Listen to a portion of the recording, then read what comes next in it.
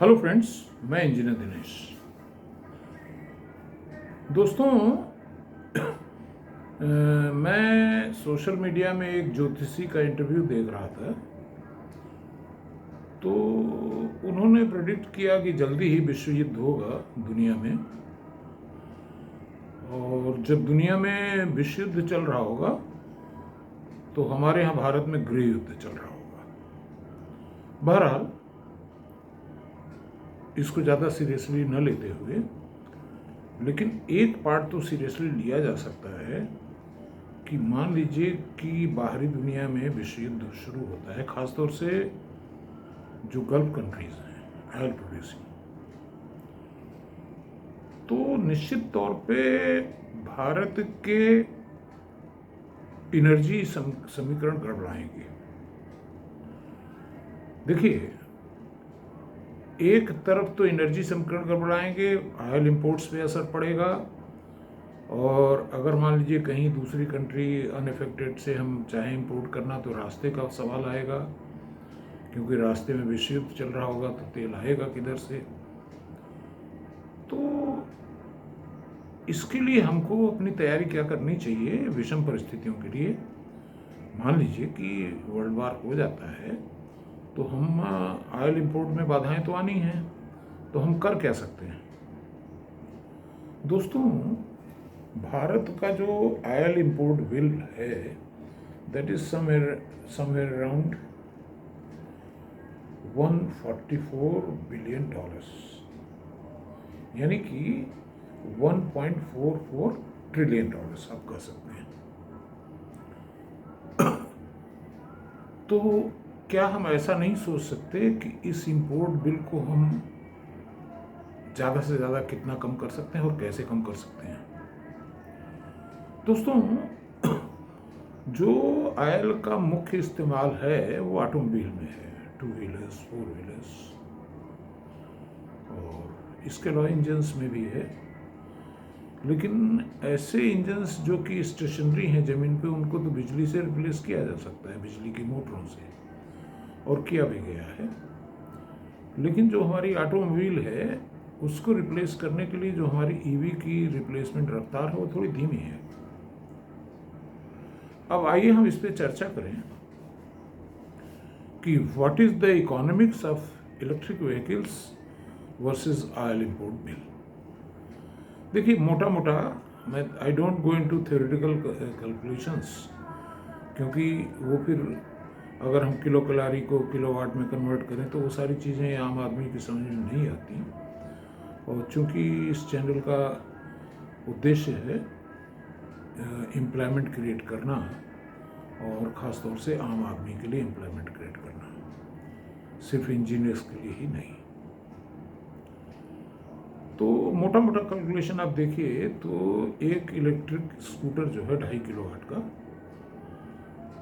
या कहिए 2.5 kilowatt hour का, बैटरी कैपेसिटी 2.5 किलोवाट आवर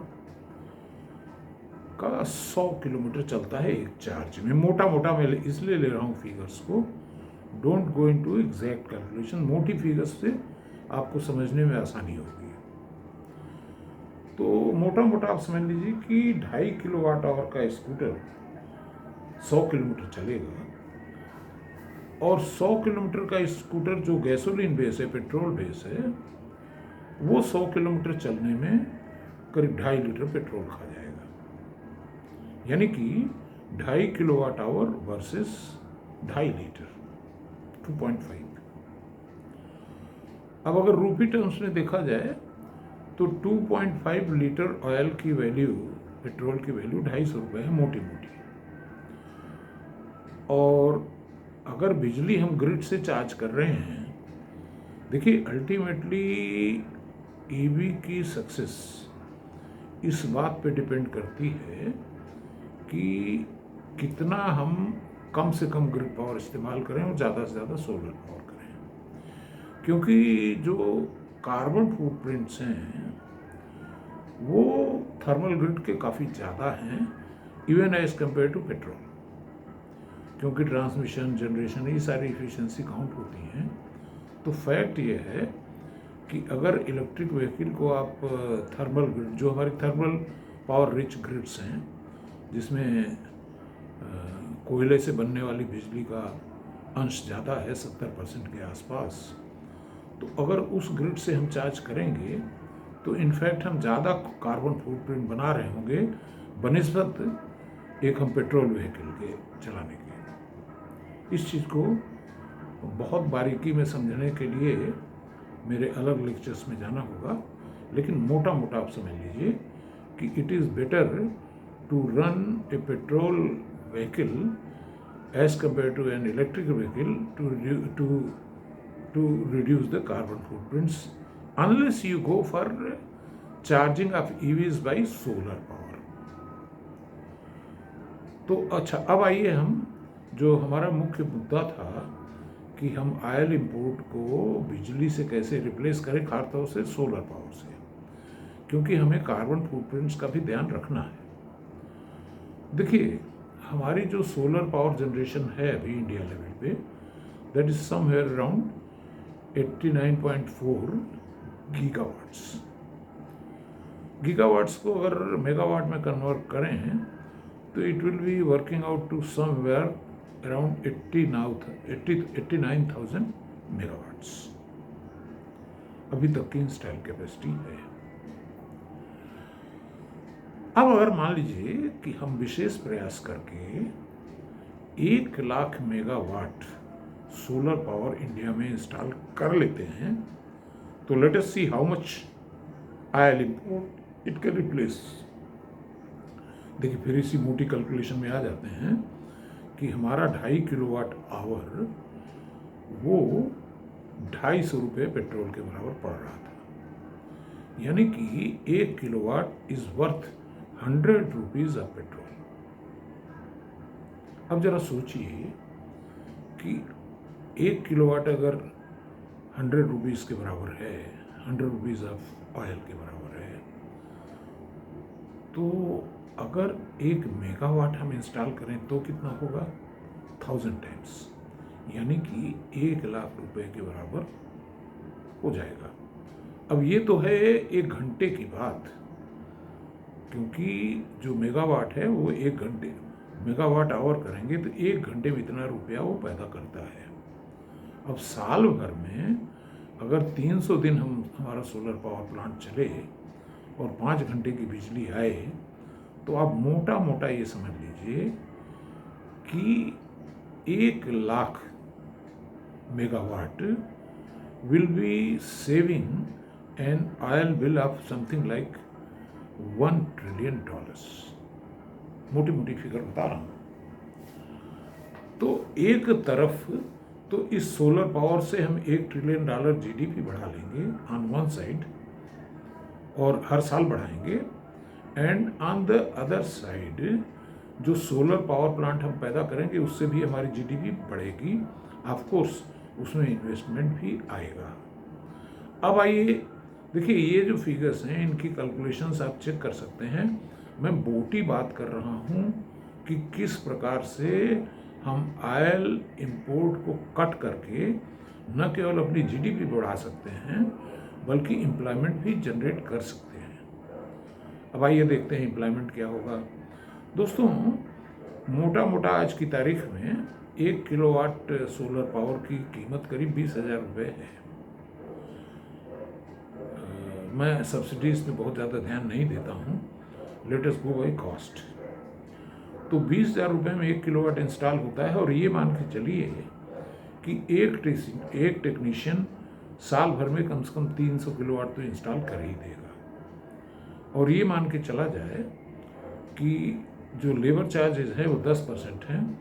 इसका मतलब कि 1 लाख मेगावाट अगर हम बिजली इंस्टॉल करते हैं सोलर की, तो 300 किलोवाट पे एक एम्प्लॉयमेंट क्रिएट हो रहा था।